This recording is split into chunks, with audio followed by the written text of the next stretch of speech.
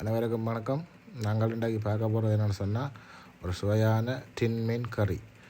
ஒன்று பார்க்க போகிறோம். அதுக்கு நாங்கள் என்ன செய்து வச்சுக்கிறோம்னு சொன்னால் உள்ளியை பிடிச்சி வச்சுக்கிறோம். ஒரு 4 உள்ளி பல் வச்சுக்கிறோம். 5 பச்சை மிளகா வச்சுக்கிறோம்.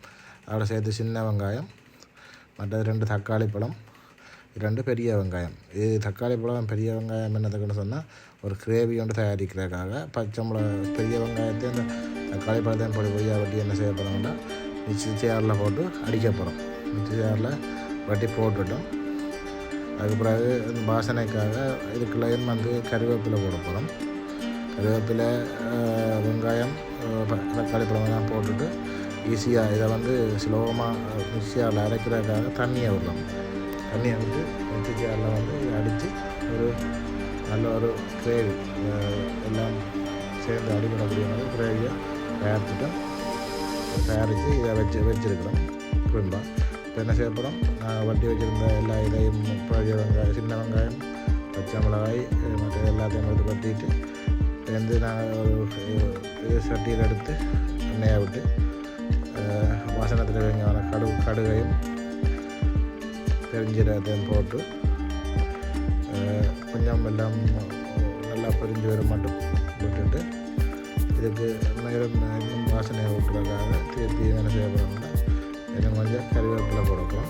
கருவேப்பிலையை போட்டு இந்த கருவேப்பிலையும் நல்லா ஒரு வதங்கி வர டைமில் நல்லா வதங்கி கொண்டு எல்லாம் பாருங்க.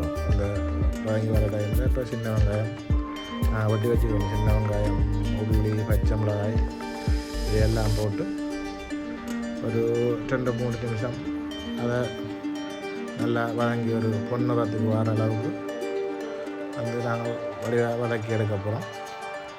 அதுக்கு பிறகு பொன்னிறத்துக்கு வந்த பிறகு நாங்கள் என்ன செய்ய போகிறோம்னு சொன்னால் இந்த பாருங்க பொன்னிறமாக மாறிட்டுது.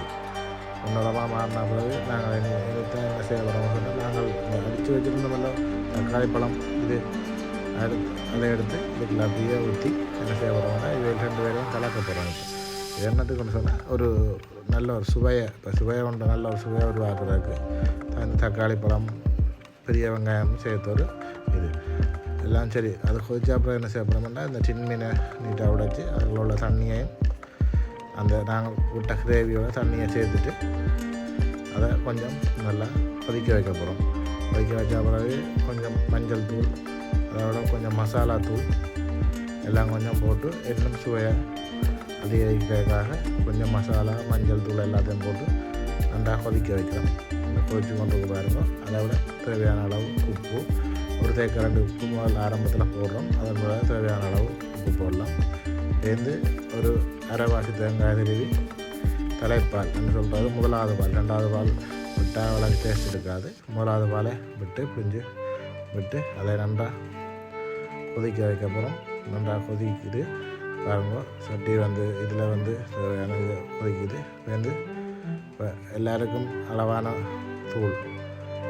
இப்போ சில பேருக்கு உரைப்பு பிடிக்காது, சில பேருக்கு உரைப்பு கூடக்கூடாது, சில பேருக்கு உரைப்பு அளவாக இருக்கும். அப்போ உங்களுக்கு தேவையான அளவு நாங்கள் ஒரு 3 தேக்கரண்டி இல்லை 4 தேக்கரண்டி தூளை போடுறோம். எங்களுக்கு தூள் கொஞ்சம் உரைப்பாக, கறி கொஞ்சம் உரைப்பாக இருந்தால் நல்லா. அப்போ உரைப்புக்காக நாங்கள் என்ன செய்கிறோம்னா நல்ல கடையில் அரைச்ச தூள். அப்போ நாங்கள் வேண்டாம் தூள்.